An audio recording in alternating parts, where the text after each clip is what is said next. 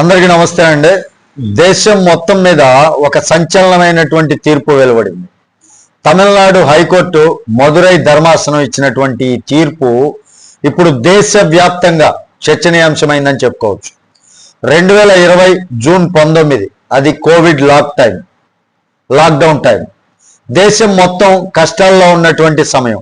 అదే సమయంలో తూత్తుకుడి జిల్లా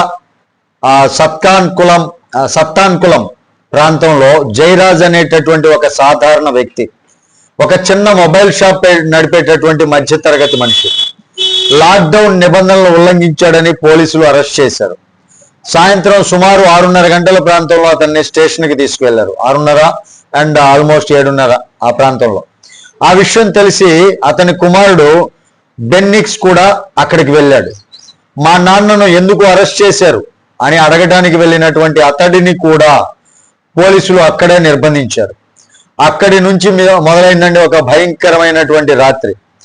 జూన్ 19 ఆ రాత్రి 8 గంటల నుంచి తెల్లవారుజామున 3 గంటల వరకు లాఠీలు, కర్రలు, ఇనపరాడ్లు ఏది దొరికితే అది దాంతో తండ్రి కొడుకులను చిత్రహింసలకు గురి చేశారు. ఇది శిక్ష కాదు, ఇది అమానుషం అండి. బయట వాళ్ళ కుటుంబానికి సంబంధించిన వ్యక్తులు ఎవరైతే ఉన్నారో వాళ్ళు ఏడుస్తున్నారు. లోపల తన్నులు తింటూ వాళ్ళ యొక్క అరుపులు వినిపిస్తున్నాయి. బెన్నిక్స్ సోదరి వెళ్ళి చూసినప్పుడు చేతులు కందిపోయి ఉన్నాయి, శరీరం అంతా గాయాలు. కానీ పోలీసుల మాట ఏంటంటే రేపు ఉదయానికి ఇంట్లో ఉంటారు అని. కానీ రేపు ఉదయం వాళ్ళు ఇంటికి రాలేదు. హాస్పిటల్కు తీసుకెళ్లారు. గాయాలు తీవ్రమైనవే, మెడలో రక్తస్రావం, లోపల అవయవాలు దెబ్బతిన్నాయి. చివరకు జూన్ 23న ఇద్దరు ప్రాణాలు కోల్పోయారు. ఇక్కడ ఒక ప్రశ్న అందరిలోనూ వస్తుందండి. ఒక చిన్న తప్పు, షాప్ టైం మించడం, దానికి శిక్ష ఇది కావాలా అంటే శిక్ష ఇదేనా? ఇది న్యాయం కాదు, ఇది హత్య. ఈ కేసును సీరియస్ గా తీసుకున్నటువంటి high court Central Bureau of Investigation సిబిఐకి అప్పగించింది. సిబిఐ లోతుగా దర్యాప్తు చేసి రక్తపు ఆనవాళ్లు, సాక్షుల వాంగ్మూలాలు, CCTV data deletion, all evidence తో నిజాన్ని బయటపెట్టింది. 9 మంది పోలీసులు, ఒక ఇన్స్పెక్టర్, 3 ఎస్ఐలు, 5 కానిస్టేబుల్స్ ఇద్దరిని కరెక్ట్గా హింసించి చంపారని నిర్ధారించారు. ఐపీసీ 302 హత్య కేసు, ఐపీసీ 330 అండ్ 311 చిత్రహింసల కేసు, అక్రమ నిర్బంధం, సాక్ష్యాల మార్పిడి అన్ని రుజువయ్యాయి.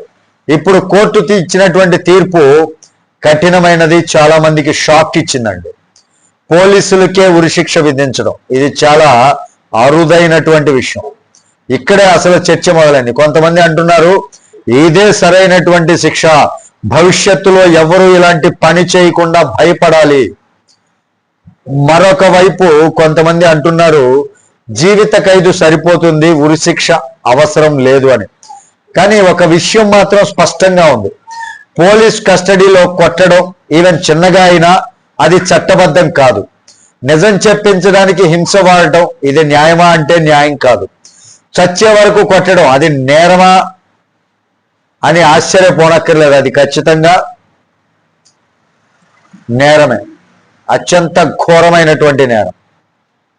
ఈ కేసు ఒక గుణపాఠంగా మిగిలిపోతుందండి. పోలీసులకు అధికార దుర్వినియోగం చేస్తే క్షమించరు, సమాజానికి న్యాయం ఆలస్యంగానైనా దక్కి తీరుతుంది, న్యాయం వస్తుంది అనేటటువంటి గుణపాఠాలు అర్థమైపోయినాయి. ఇప్పుడు మిగిలింది ఒకటే ప్రశ్న, మీరు ఈ తీర్పును సమర్థిస్తున్నారా, లేక ఉరిశిక్ష సరైందేనా, లేక జీవిత ఖైదే సరిపోతుందా?